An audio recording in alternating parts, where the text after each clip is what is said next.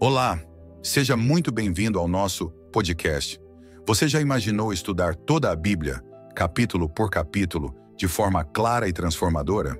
Esse é o propósito deste podcast. Aqui você terá um resumo de todos os livros da Bíblia, capítulo por capítulo, de modo objetivo e cheio de revelações, para fortalecer sua fé e te aproximar ainda mais de Deus.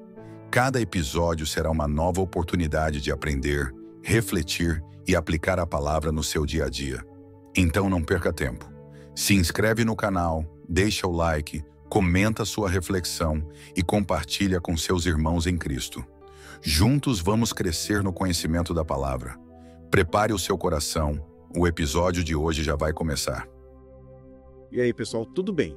Preparados para mais uma imersão profunda na palavra? Preparadíssima, ansiosa para mergulhar fundo nesse texto com você. Hoje a gente vai explorar Gênesis 9, um capítulo que talvez a gente ache que já conhece bem, né? Mas pode ter certeza que ele guarda detalhes super interessantes. A gente vai ver como essa passagem vai muito além da história do fim do dilúvio. É verdade, ali a gente encontra promessas poderosas de Deus e até uma narrativa um tanto quanto curiosa sobre o próprio Noé que nos faz pensar, né? E o legal é que nesse capítulo a gente tem um mix de elementos, né? Tem o recomeço da humanidade, a aliança que Deus faz com a criação, o arco-íris como símbolo dessa promessa e essa história inusitada com Noé e seus filhos. Um prato cheio pra gente explorar, né? Uma verdadeira tapeçaria de ensinamentos importantes. Exatamente. E o nosso objetivo aqui hoje é entender a fundo a mensagem central da aliança que Deus estabelece em Gênesis 9. Claro, vamos desvendar essa parte peculiar, digamos assim, da história de Noé. Para começar, vamos entender o que Deus fala para Noé e seus filhos logo depois que eles saem da arca. Que momento, hein? Imagina a emoção. Então, nos versículos 1 a 7, Deus dá a primeira ordem.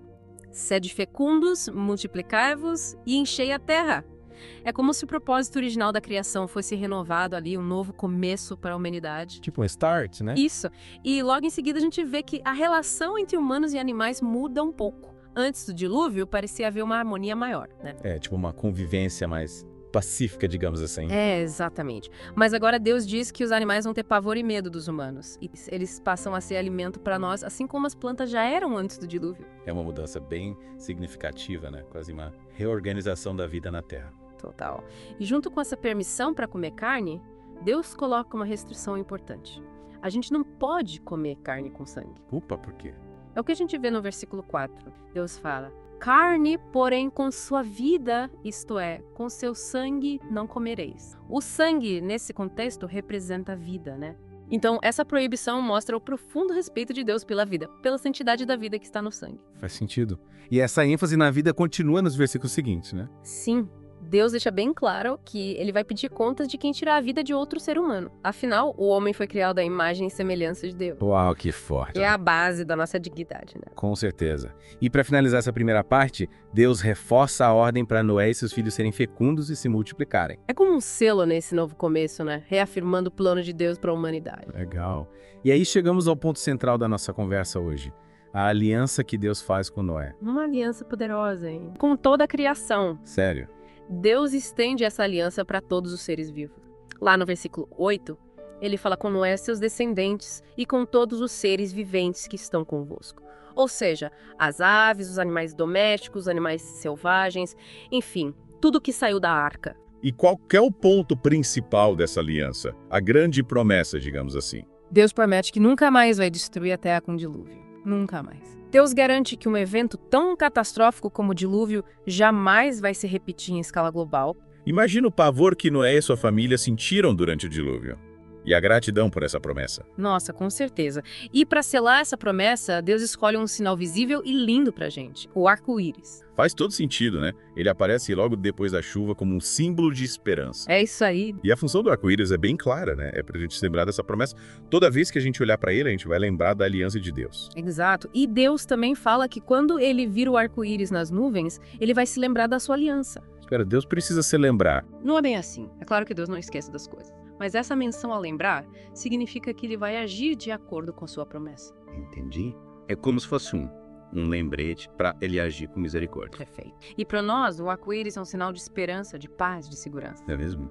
É um lembrete constante da fidelidade de Deus. E essa aliança, ela tem um caráter, como eu posso dizer. Eterno. É uma aliança eterna entre Deus e todos os seres viventes de toda a carne que há sobre a terra. Ou seja, essa promessa de Deus é imutável para sempre. Exatamente, podemos confiar totalmente nela. Que bom. E depois dessa promessa reconfortante, o texto apresenta os filhos de Noé, aqueles que repovoaram a terra depois do dilúvio. É isso aí. A gente conhece Sem, Cam e Jafé. E Cam, importante lembrar, é o pai de Canaã. E é a partir deles que toda a terra foi povoada de novo. Mas aí a história dá uma guinada, né? Sai dessa atmosfera grandiosa da aliança e vai para um episódio mais humano, digamos assim, envolvendo Noé e uma plantação de uvas. A partir do versículo 20, as coisas mudam um pouco de figura. Noé, o homem justo que achou, graças aos olhos de Deus, se torna um agricultor e planta uma vinha. Parece até inofensivo, né? Mas o que acontece depois nos mostra que mesmo quem tem uma relação forte com Deus está sujeito às fraquezas. Noé bebe do vinho e acaba se despindo dentro da sua tenda. Um momento delicado, né? Totalmente.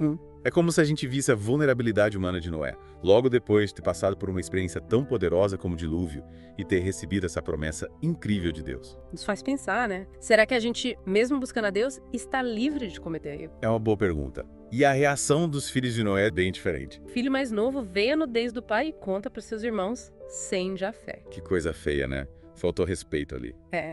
Mas sem Jafé, por outro lado, agem com muito respeito. Eles pegam uma capa, colocam nos ombros e, andando de costas, cobrem a nudez do pai sem olhar para ele. É um contraste tanto, né? E essa diferença de atitude tem consequências na reação de Noé.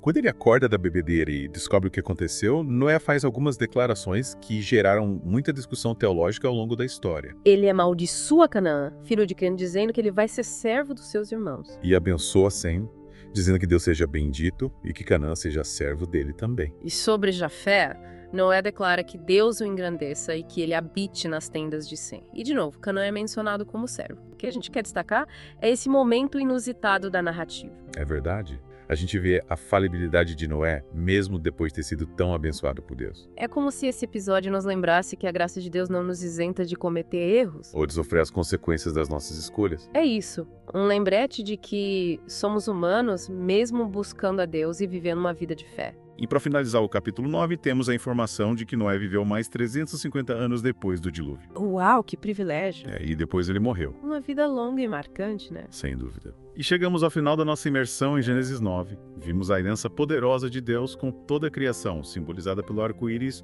como uma promessa eterna contra um novo dilúvio global. E também vimos a história surpreendente e humana de Noé, que nos lembra da nossa própria fragilidade. Noé, o homem justo, também era humano e cometeu erros. E a história dele nos mostra que a graça de Deus se estende a nós mesmos com as nossas imperfeições. E que a fidelidade de Deus é eterna como o arco-íris que ele colocou no céu. Para finalizar, queria deixar uma pergunta para você que nos acompanhou. Como esse símbolo tão forte do arco-íris continua falando a fidelidade de Deus apesar das nossas imperfeições, como vimos na história de Noé? O que isso nos ensina sobre o caráter de Deus e o seu compromisso com as suas promessas? Fica essa reflexão para você. E até a nossa próxima imersão. E assim concluímos mais um capítulo da Palavra de Deus. A cada episódio, aprendemos mais e mais da Palavra do Senhor. Cada versículo nos aproxima mais do nosso Deus. E agora eu quero saber, qual foi a parte que mais falou com você? Escreve aqui nos comentários. E claro, se inscreve no canal, ativa o sininho de notificações, deixa o like e compartilha essa palavra para que mais pessoas sejam edificadas. Juntos vamos crescer no conhecimento da Palavra de Deus. Que o Senhor te fortaleça e te encha de sabedoria. Nos vemos no próximo capítulo da nossa jornada bíblica.